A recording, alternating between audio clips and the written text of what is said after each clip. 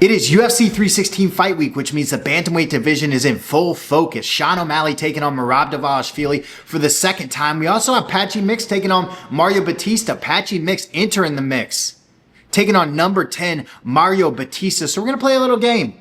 We're going to do a little pre-UFC 316 matchmaking for this bantamweight division. We're going to play out the wins and the losses. What happens if Sean O'Malley wins? What happens if Merab Dvaslishvili wins?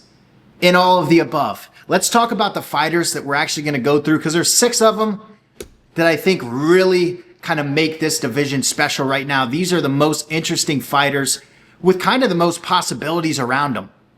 Suga Sean O'Malley, of course. Petr Yan, weird spot right now.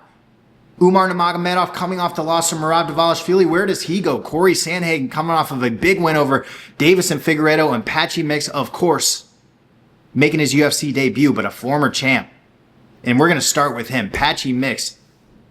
If you don't know about Patchy Mix, join the club. I guess a lot of MMA fans are really just UFC fans. So I wouldn't be shocked if you said, hey, I've never seen a Patchy Mix fight. Well, let me tell you about him. Dude's 20-1, and he's got some good names on his resume. We're talking about the likes of Sergio Pettis. We're talking about Rafion Stotts. We're talking about first and second round finishes on both of those guys. A Bellator champ, 14 finishes, 13 subs. They call him the backpack. We are injecting Aljamain Sterling back into this division. A bad motherfucker.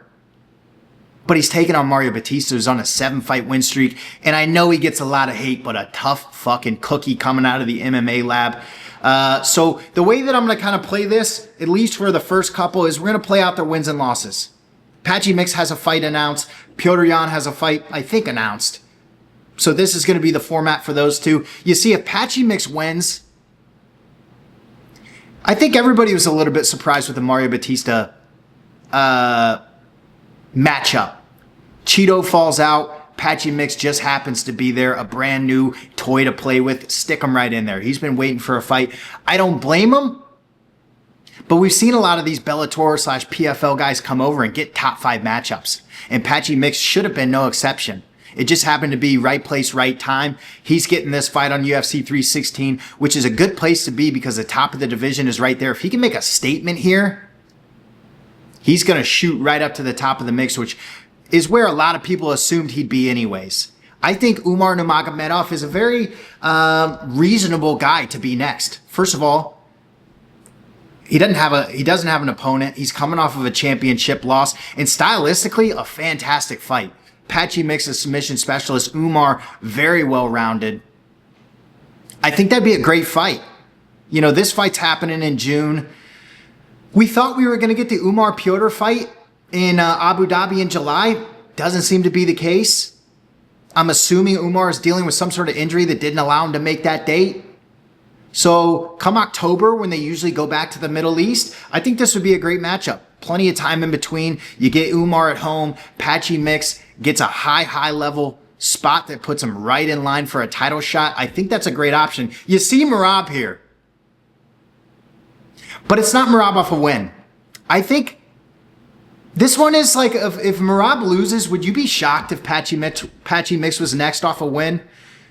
Because that kind of feels like, I mean, we look at this top of the division. We're talking about, Sean O'Malley, who is, in this situation he's losing to. But then you got Petr Yan, Cory Sandhagen, Umar Nurmagomedov, Song Yadong. I wouldn't be surprised if Patchy Mix got Merab Dvaslishvili off a loss. I think the Umar fight's probably more likely, but it wouldn't shock me. Again, a fun stylistic matchup, a tough one. When we think about ways to beat Merab, maybe you submit him or you knock him out. Patchy Mix has shown he's very good at the ladder and has shown a flash of even be able to put some knees on some chins against Rafion Stotts. So I think, although not likely, I wouldn't be surprised if that matchup was made with the Merab loss. If Patchy Mix loses, first of all, a tough debut, especially. This is kind of the problem with this fight being number 10 Mario Bautista is a lot of times like Patricio Pitbull just lost to Yair Rodriguez, but then we can just say, well, but it's Yair Rodriguez. We're talking about a top 5 featherweight in the division. Patchy Mix doesn't get that pleasure, although I do believe he falls forward because this is a favor he's doing to the UFC. Maybe not a favor. I should reword that. But it is short notice. I know he's been waiting for a fight, but Chito Vera falls out, Patchy Mix steps up, and in the bantamweight division, there's a lot of guys in this kind of top 10, including Chito Vera and Deiveson Figueiredo, who have lost 2 straight. So I could see Patchy Mix win or lose falling forward here, which is good for him. But you kind of need a win. If you lose to Mario Bautista, all momentum gone. Of course, all momentum's gone. But the hype surrounding you, the hype surrounding your signing, gone. You get back against a guy like Chito Vera, Deiveson Figueiredo, maybe you can build yourself back up, but it would definitely be a big hit for Patchy Mix. The other guy that supposedly has a fight, and I say supposedly because this fight got announced with Marcus McGee and Petr Yan, and then it kind of, I think I saw something maybe a day later, it was like, oh, pump the brakes, not signed, not done. But from all the outlets, like you look at SureDog, it still has Marcus McGee up as his next up. It's not officially on the UFC website currently, though. So we're just going to play the game, say that he's in line for this Marcus McGee fight. Petr Yan's on a 2-fight win streak, those 2 wins being Song Yadong and Deiveson Figueiredo. The problem with Petr Yan right now, the thing that makes his spot so interesting is he does hold a loss to both Sean O'Malley and Merab Dvaslishvili, which, you know, makes matchmaking a little bit tougher for him. That being said, he's got a win over Cory Sandhagen, who does seem to be kind of number 2 in the race for the next title shot after these 2 figure it out at UFC 316. So that's kind of how I have them matched up. I think for Petr Yan, best case scenario here is Sean O'Malley wins. I know he lost to him before, but it was very close. It was a competitive fight, a controversial fight in some people's eyes. A lot of people thought Petr Yan won. I'm not one of those guys, but a fun fight regardless. I mean, that fight was fucking cinema. First round, a technical battle. Second round, both guys land big shots, putting each other down. Third round, a fucking war. Sean O'Malley ends up landing a big knee, cutting Petr up, but just a fucking war. So I think best case scenario for Petr here in getting that title shot would be a Sean O'Malley win. I'm not counting out Merab next, but the first fight was a blowout. I think the case for Cory Sandhagen is stronger if Merab is still the champ than Sugar Sean O'Malley. I think the UFC would love to remake that fight. First of all, because it was just such a great fight the first time. Everybody was saying they wanted to see that be 5 rounds. They wanted to see what would happen if we had another 2. And it's also America versus Russia. So you're pulling in 2 big markets. I think the case is better with Sean O'Malley. Now, if he loses to Marcus McGee, he's number 13. And he's a dangerous guy. Heavy hands. But we're talking about Petr Yan, known to be one of the best boxers in the best stand-up, boxers in the UFC. Technical strikers, a bad motherfucker, can mix it up. But a loss, I mean, you are miles away.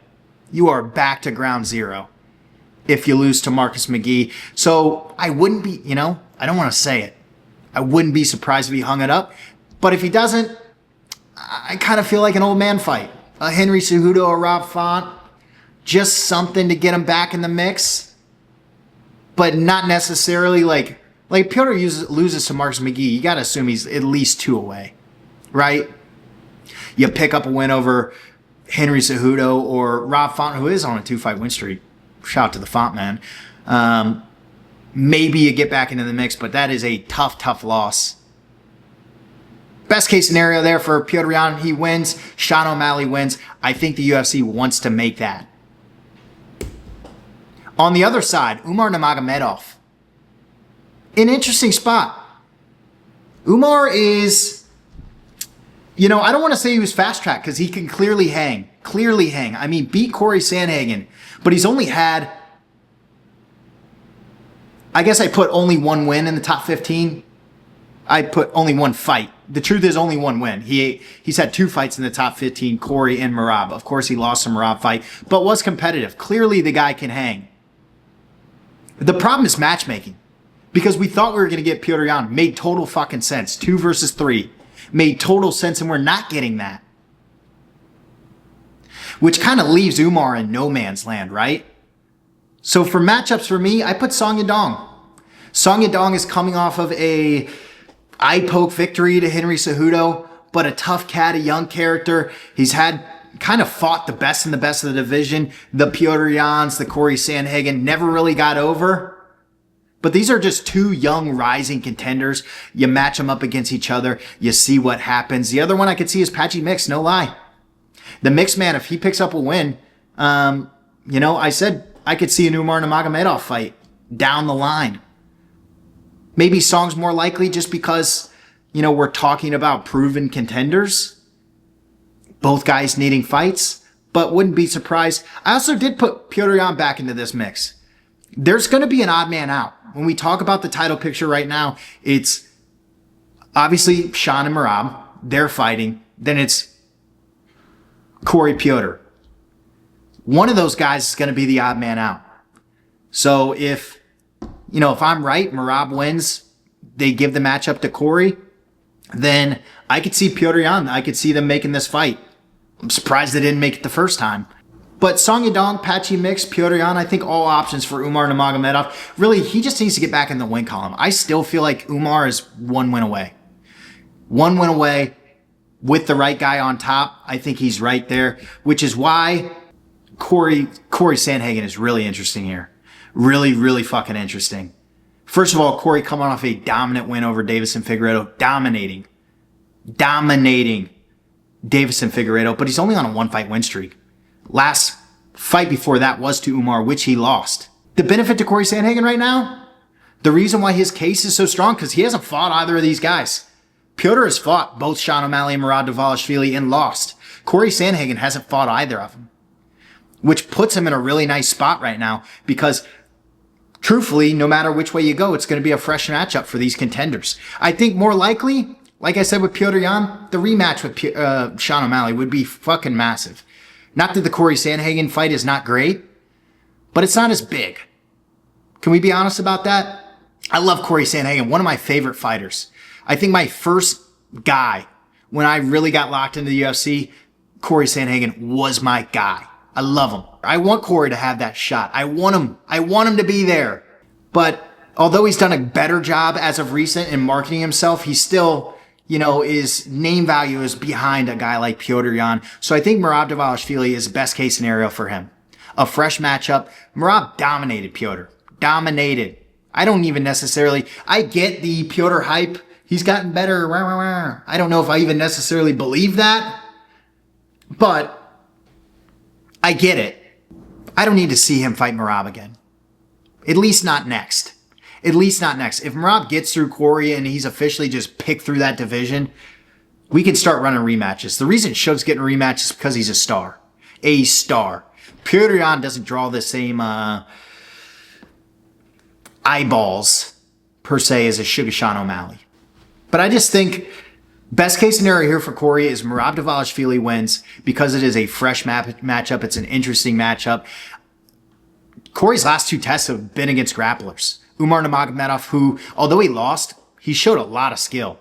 Never really let Umar control him on the ground like I'm sure Umar would have wanted to. Fought Deiveson Figueiredo. Deiveson was going for stupid leg locks, beat the shit out of him. So has been prepared for this fight. Does he get over Merab? Does anybody get over Merab? Who fucking knows? But it's a fresh matchup. I think you can market that and make it fun just with the work that both of these men have done. Sean O'Malley, I think, is a little... I put Sean O'Malley here because I think if Sean O'Malley loses, I think they make that matchup. I think that matchup makes sense at 135. If Sean O'Malley loses his fight, I think Cory's going to get exactly what he wanted, which is Sean O'Malley. He says that people want to see the Sean O'Malley fight. I don't disagree with him. I think if Sean O'Malley loses, the Cory Sandhagen fight makes total sense.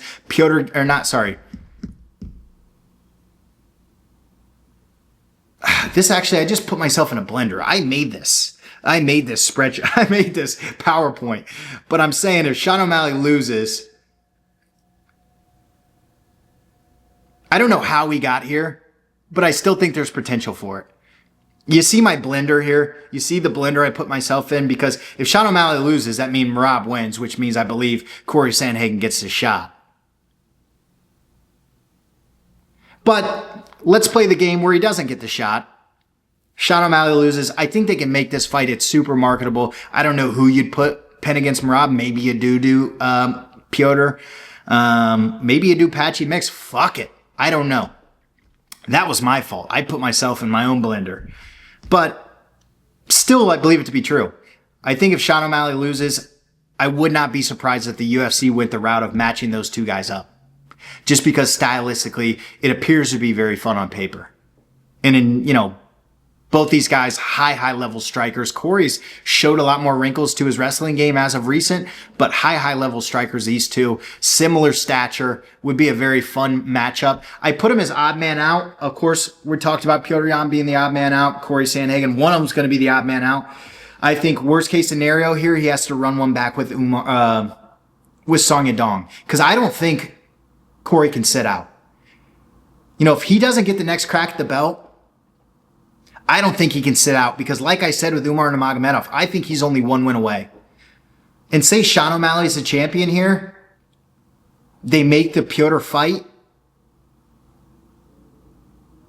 I think part of Cory's mind's going to say, just wait for the winner. You're next, just wait for the winner. But you got to remember, he's only on a one-fight win streak. He lost to Umar Nurmagomedov, and a Sean O'Malley-Umar Nurmagomedov fight is fucking massive. We talk about Petr Yan, Russia versus America, Dagestan versus America, Conor McGregor versus Khabib 2. That's kind of how the build was supposed to be had Sean O'Malley got over Merab the first time. A big fucking fight. So I don't think Cory can sit on his figgy win. I think he has to fight in worst case scenario. Just looking at the top of this division right now, I think Song Yadong might be that man.